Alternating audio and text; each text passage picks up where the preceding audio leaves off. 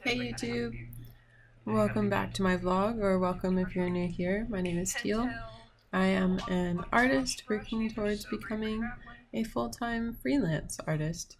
Yeah, so here's me sketching on Saturday. I haven't been spending much time in my sketchbook until very recently.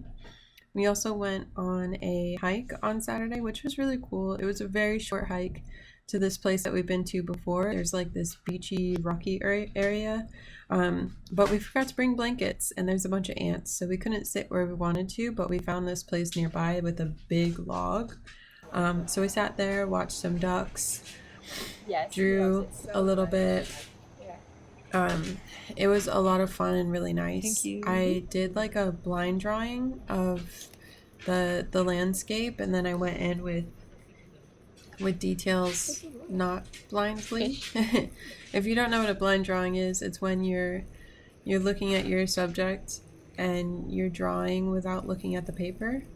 It's a lot of fun. It's a great exercise for drawing, and it really helped me to just kind of get into my sketchbook and not worry about what things look like.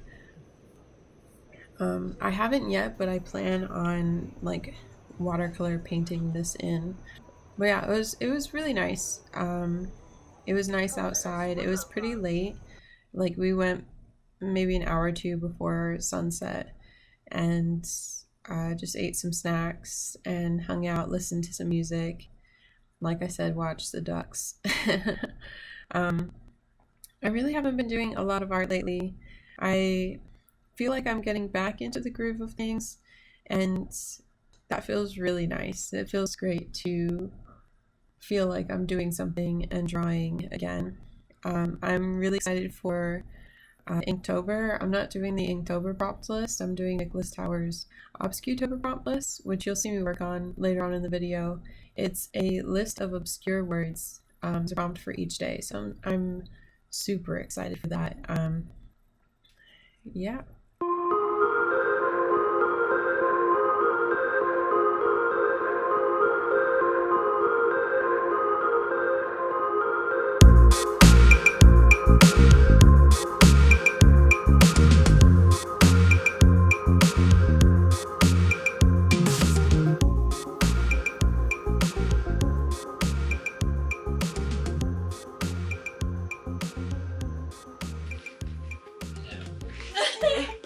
This video is a commentary on how our empty lives. We are constantly surveilled, whether we know it or not.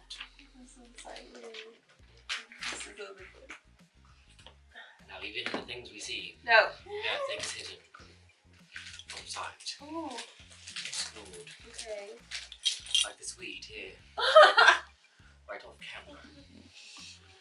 Oh, there you are. It's not illegal for me to You're say dead. it. It's very legal. You're down. It's okay, I'm not moving anymore. When we got back to the house, after getting some smoothies, we decided to do a Bob Ross painting. So we've done this before, but on a very, very, very, very, very small scale. Like maybe like 3 by 2 inches, like that small. And it was a lot of fun. We used acrylics last time, but on such a small canvas, we didn't realize how difficult using acrylic paint instead of oil would be. So we did bigger ones this time because that's what we had, and it was hard. It was really, really hard.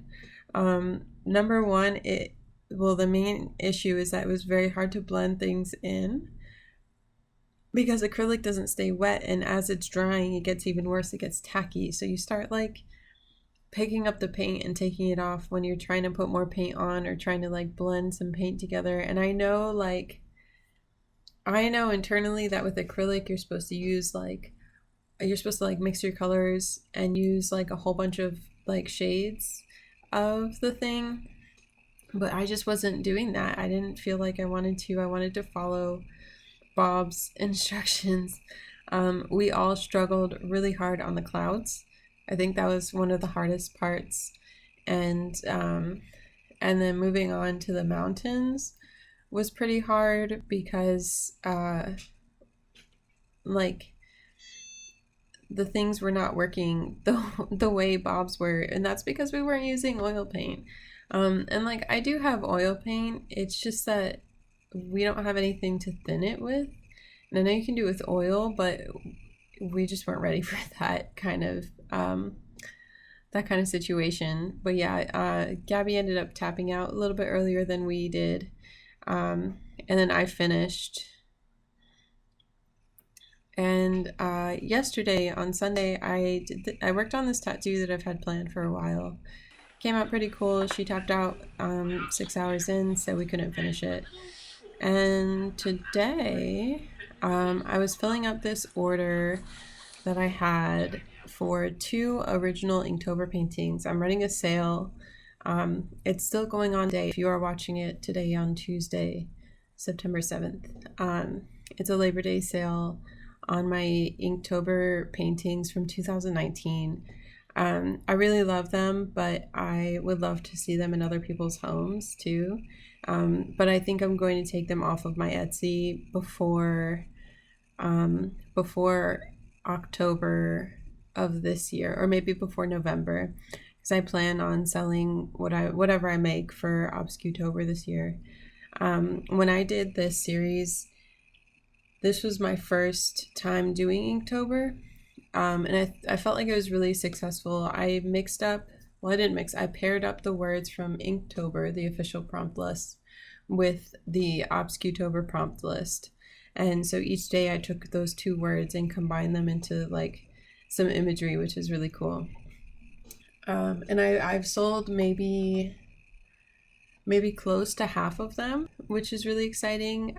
These 2 were going to my friend from high school, who's incredible. Thank you, Clara. And she's actually I think she bought one of the other originals maybe last year or 2 years ago. So I'm really happy to be sending these out to her. By the way, I'm watching April from Mintaka on this vlog. I've been catching up on studio vlogs this weekend, which is nice because I haven't really felt like I had the time or the desire to watch studio vlogs, but this weekend I've kind of like got the ball rolling again. Aside from watching things on YouTube, I've been watching Attack on Titan. I was going to read it because my partner really likes it, and I have a really hard time paying attention to shows unless I really, really like them. But I can read, like I could definitely read. I read Death Note before I watched it. But starting to read Attack on Titan, I realized that the effect of the show is way more impressive than reading it. Like just reading sounds like kapow and psh and woo and whatever, it's just not the same. So I started watching Attack on Titan.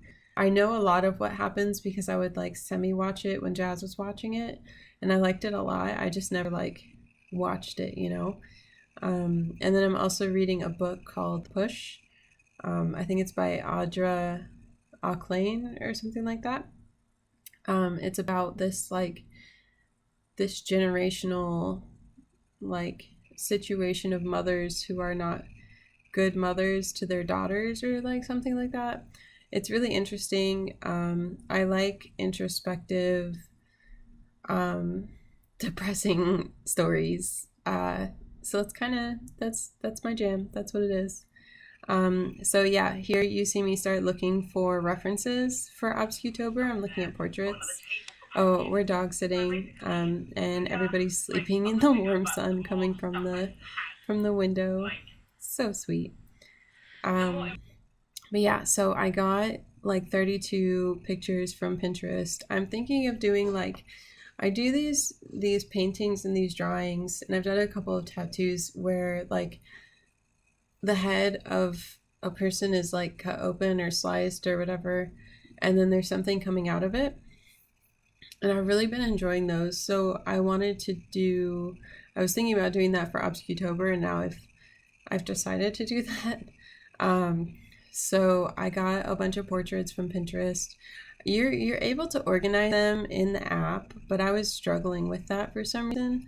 So I decided to print them out, and I went through the list and decided like which portrait best suited each prompt. You see in my sketchbook, I have the prompt list printed out and each word is defined. So yeah, I organized them all based on some ideas that I have for each one and how I imagine the faces kind of matching, like the expressions matching the for each one. And then you'll see in a couple seconds, I tape them, like double-sided tape them all into my sketchbook in order. And I attach some tracing paper into my sketchbook to cover all of it. And I've started actually sketching out my ideas for each day.